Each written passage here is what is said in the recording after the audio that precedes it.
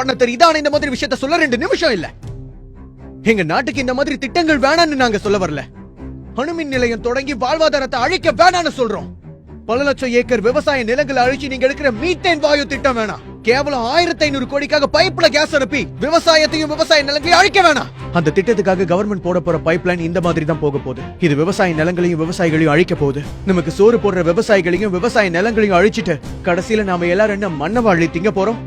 நம்ம தமிழ்நாடு விவசாயத்தையும் விவசாயிகளையும் கார்பரேட்காரன் கொஞ்சம் கொஞ்சமா அழிச்சுக்கிட்டே வரான். இதுல அசிங்கமான விஷயம், கவர்மெண்ட்டும் அவங்களுக்கு ஒத்து போகுது. அந்த பைப்லைனை வேற ஒரு இடத்துல போட்டு ஏற்பட்ட விபத்து இது. பெங்களூருக்கும் இடையில அந்த பைப்லைன் போக கூடாது நம்ம நினைக்கிறதுக்கான காரணம் இதுதான். அவங்க தேவைக்கு இப்ப நம்ம பலியாடு. அந்த நிறுவனத்தோட கவனக்குறைவால போன வருஷம் ஒரு கிராமமே ஆந்திராவில் அழிஞ்சு போச்சு. இந்த விஷயங்களை பத்தி தமிழருக்கோ இல்ல தமிழ்நாட்டுல இருக்கவங்களுக்கும் இன்னும் சரியா தெரிய வரல. ஏன்னா இதை தெரிஞ்சுக்கிறதுக்கு நம்ம ஆர்வம் காட்ட மாட்டோம். ஏன்னா ஒவ்வொரு விஷயத்திலையும் பட்டு திருந்துறது தானே நம்ம பழக்கமே. இந்த நிலை சீக்கிரம் மாறணும். இந்த மாதிரி விஷயங்களை தடுக்க வேண்டிய அரசியல்வாதிகளே அதனால கிடைக்க போற 1500 கோடியை தான் பாக்குறாங்க. அவங்களுக்கு விவசாயிங்க முக்கியம் இல்ல.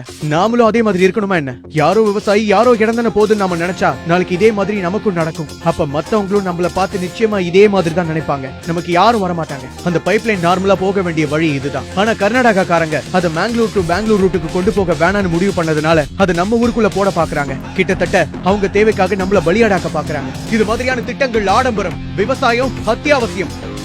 இந்த வீடியோவை பொறுமையா பார்த்ததுக்கு நன்றி. இந்த விஷயத்துல இருக்க ஆபத்தை பத்தி படிச்சதும் எனக்கு அதிர்ச்சியா இருந்த விஷயம் 4 பேருக்கு தெரியணுங்கிறதுக்காக தான் இந்த வீடியோவை நான் பண்ணேன். இந்த வீடியோவை உருவாக்குனதுல அந்த ஒரு நோக்கம் தான் இருக்கு. இதை பத்தி தெரியாம இருக்கவங்களுக்கு இது போய் சேரணும். தயவு செஞ்சு இதை பார்த்தவங்க முடிஞ்ச அளவுக்கு ஷேர் பண்ணுங்க. நன்றி, வணக்கம்.